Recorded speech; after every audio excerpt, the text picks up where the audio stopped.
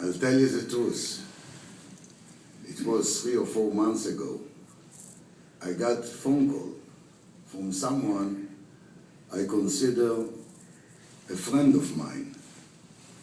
He asked me, tell me, Yaya, it's possible that you will be in Philly during May, the end of May?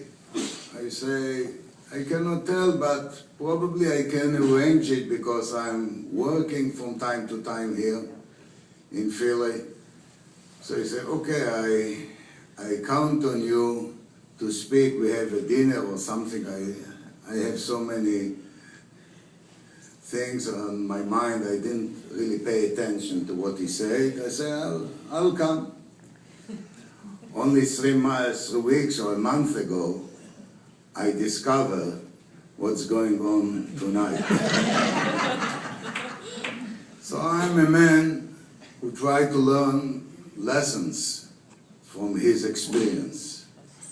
So I heard it before, and it's not for the first time, but I was ambushed.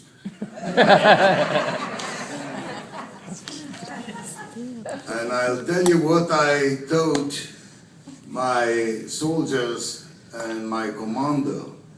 When you are ambushed, the only thing that can save you is immediately take the initiative and charge the enemy. So I wanted to do it today, because I don't consider you as my enemies, but I have my lesson. Watch your friends. With your enemies, you will manage.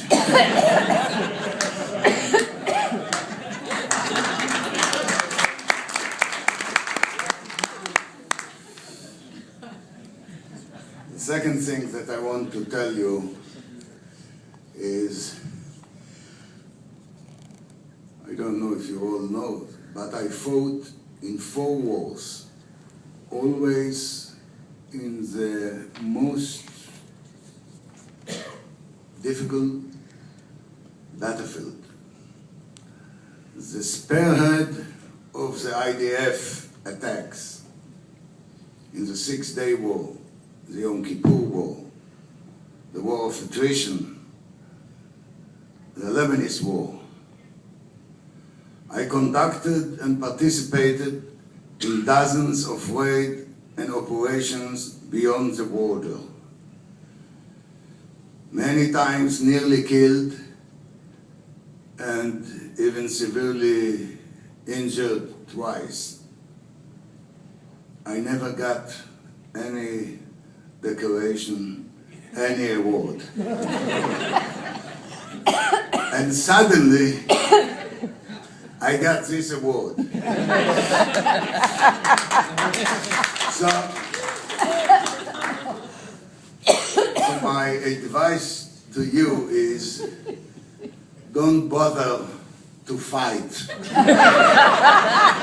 Don't bother to serve your country on the battlefield.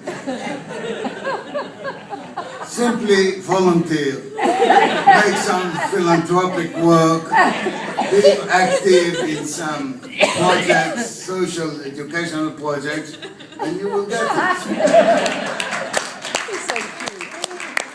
It's much easier. So no one here has any excuse now not to volunteer and not to take part in philanthropic activity. You know what is the other choice?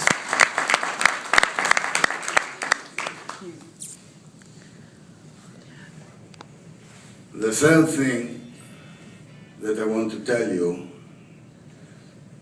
is that we consider ourselves rational people, people who are planning what are they going to do, how they are going to develop their career, how they are going to achieve their goals and objectives. But telling you It's nonsense. It only happened by chance. And if you don't believe me, it was 33 years ago when I was commanding the officer school in Mitzpe Ramon that I got this phone call from a guy that I didn't really know. I heard his name, Zonic, and he asked me a favor. He asked me, Yaya, I have this group of young leaders from Philadelphia and that I want to bring it. You heard the story. And I had 100 reasons to say no. Listen, I had 2,000 cadets, 500 officers and staff men in this base. 8 different companies and battalions running all over Israel on maneuvers and exercises. And for all hell's sake, who needs this group here? Never happened before. Seriously, never before a mission visited Mitzpe Ramon, this officer school. But I had one good reason to say yes. I say, you know what? They should see how we really bring up and educate our commanders. And that was my mistake. I said yes. And they came, and the rest is history. I cannot imagine my life without this connection that happened during this visit, that night, and a year later that I came to visit those friends in Philadelphia and decided to adopt this little shtetl and to be responsible for every mission that will come from. So the lesson is there are always 100 reasons to say no when someone asks you for a favor. But if you have one reason, say yes. You don't know where it will lead you. You don't know how much benefit you may gain because you once answered yes instead of denying.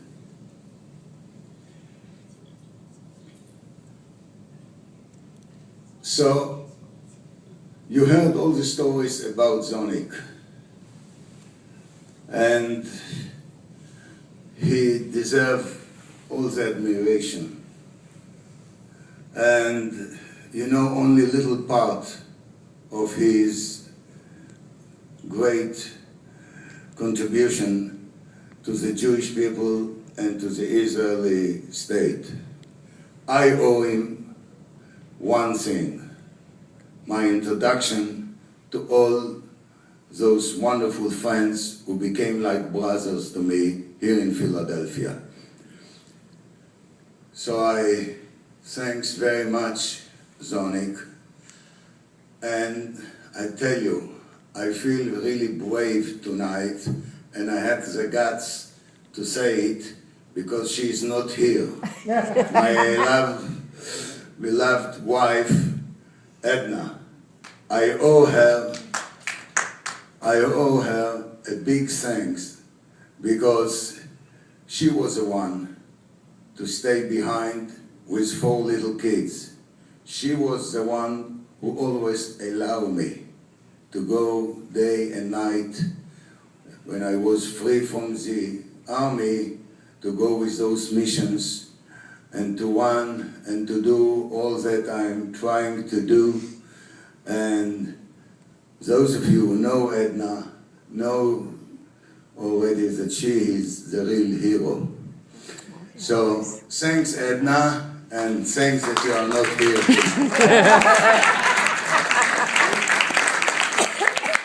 And last thing, and last lesson. Yes, it's unbelievable, but I am nearly 70. And I'll tell you what, I still run forward and look forward.